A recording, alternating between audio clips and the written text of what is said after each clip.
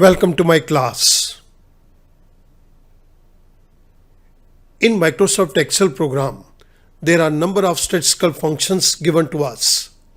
Here a list of some of the statistical function is given to you. All functions listed here are discussed in separate video lectures. Let us start. इस particular video lecture के अंदर मैं forecast function की बात करूंगा. इस particular Excel sheet के अंदर मैं differentiation among forecast, trend and growth function को टेकअप करूंगा. एक्सेल के प्रोग्राम के अंदर फ्यूचर में वेरिएबल्स की वैल्यू को जानने के लिए हमारे पास 3 डिफरेंट फंक्शंस दिए गए हैं. The first one is forecast, second is trend and the third one is growth. ये तीनों फंक्शन कहां पर यूज किए जाते हैं, इन तीनों फंक्शन का पर्पस क्या है, इन तीनों के मैं एक एक एग्जाम्पल को टेकअप करूंगा और हम इनके रिजल्ट को पाने के लिए क्या करें, मैं इन सभी बातों को आपके सामने इस एक्सेल शीट के अंदर एक्सप्लेन करूंगा. फोरकास्ट फंक्शन के अंदर हम लीनियर मॉडल को यूज करते हैं. लीनियर मॉडल को हमने एक प्रीवियस वीडियो के अंदर डिटेल में एक्सप्लेन किया है. Description: the data is in pair, that is there is an x value and corresponding y value in each pair. हमारे पास यहाँ पर 2 वैल्यूज दी गई हैं, x और y. जितनी बारी x दिया गया उतनी बारी y की कोई वैल्यू दी गई है. सो ये डेटा एक पेयर के अंदर ही दिया जाता है. मैं इसका एक एग्जांपल लेता हूं. Each data pair would be a person's height that is x value and that person's weight y value. हमारे पास यहाँ पर x वैल्यू भी दी गई है और y वैल्यू भी दी गई है. हर x वैल्यू का एक कॉरस्पॉन्डिंग y वैल्यू जरूर होगा. इसके रिजल्ट को प्राप्त करने के लिए हम सिर्फ एंटर को प्रेस करते हैं. अभी स्टूडेंट मैं थोड़ी देर के अंदर इस पर्टिकुलर फंक्शन को टेकअप करूंगा. The second function is trend function. Trend function को भी हम लीनियर मॉडल के अंदर यूज करते हैं. अब स्टूडेंट इसको बहुत ध्यान से समझिएगा. What forecast function does for a single x value, trend function does for a whole array of x values.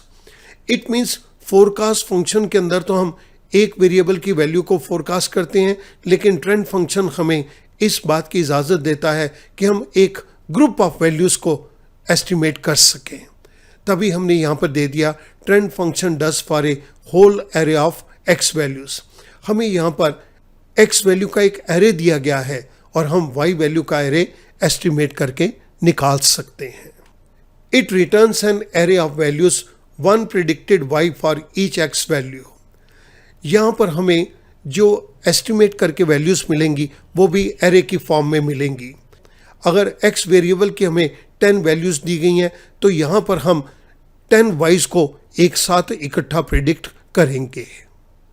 इसके एग्जाम्पल के अंदर the business income is growing steadily in last 12 months and now we want to predict how much earning will be in the next 6 months. हमारे पास 12 months दिए गए हैं और उनके सामने 12 मंथ्स की हमारे को अर्निंग दी गई है. इस केस के अंदर हमें नेक्स्ट 6 मंथ्स की अर्निंग को प्रिडिक्ट करना है. सो यहाँ पर हमारे पास रिटर्न भी एरे की फॉर्म में आएगा और इनपुट भी हमारे पास एरे की फॉर्म में है, जबकि फोरकास्ट के अंदर सिर्फ हम एक ही वैल्यू का फोरकास्ट करते हैं.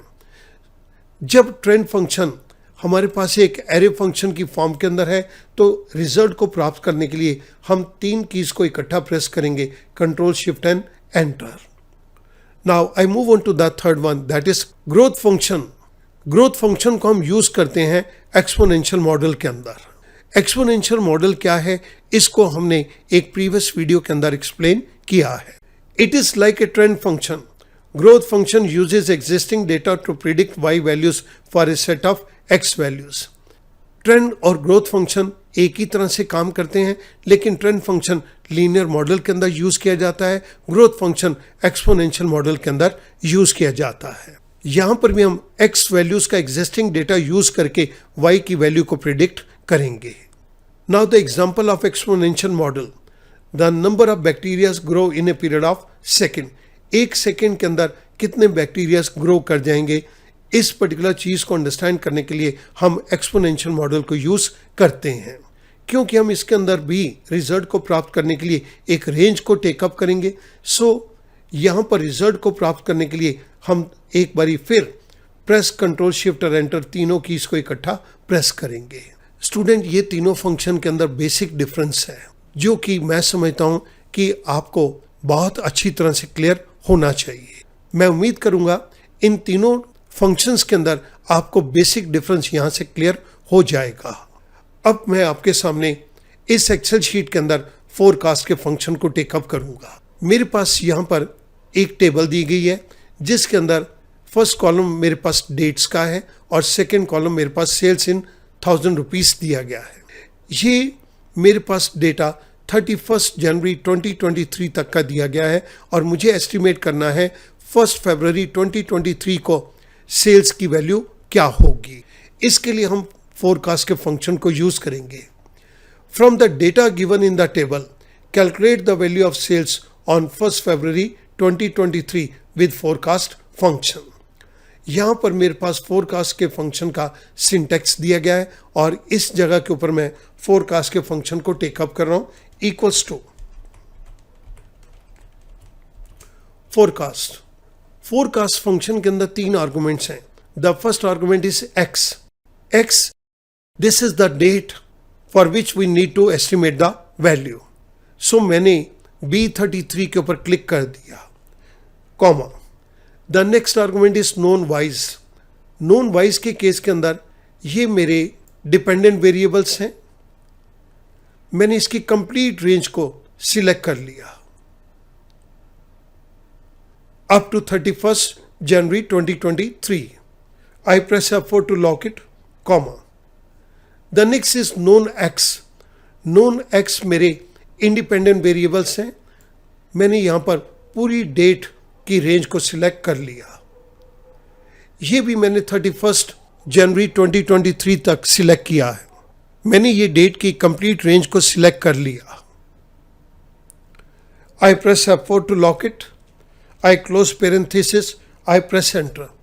जैसे मैंने एंटर प्रेस किया मेरे पास फोरकास्ट होके एक वैल्यू आ गई। मैं यहाँ पर इसके डेसिमल्स को रिड्यूस कर रहा हूँ। जैसे मैं डेसिमल्स को रिड्यूस करता हूँ तो मेरे पास फोरकास्ट की वैल्यू आ गई 69। इट मीन्स 1 फरवरी 2023 को जो सेल्स का एस्टिमेशन है दैट इज 69। मेरे को ये वैल्यू फोरकास्ट के फंक्शन ने निकाल के दे दी।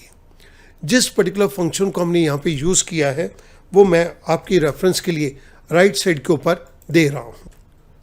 स्टूडेंट, इसके अंदर आप एक चीज़ को याद रखेंगे, फोरकास्ट के अंदर हर एक्स वैल्यू के कॉरस्पॉन्डिंग एक वाई वैल्यू दी गई है और यहाँ पर हम एक ही वैल्यू को फोरकास्ट करेंगे और वो एक वैल्यू हमारे पास 1 फरवरी 2023 की है। सो फोरकास्ट के फंक्शन की मदद से हमने 1 फरवरी 2023 को क्या सेल्स का एस्टिमेशन है ये हमने फोरकास्ट कर लिया। मैं उम्मीद करूंगा ये छोटा सा फंक्शन आपको फोरकास्ट फंक्शन को अंडरस्टैंड करने के अंदर हेल्प करेगा। Thank you very much.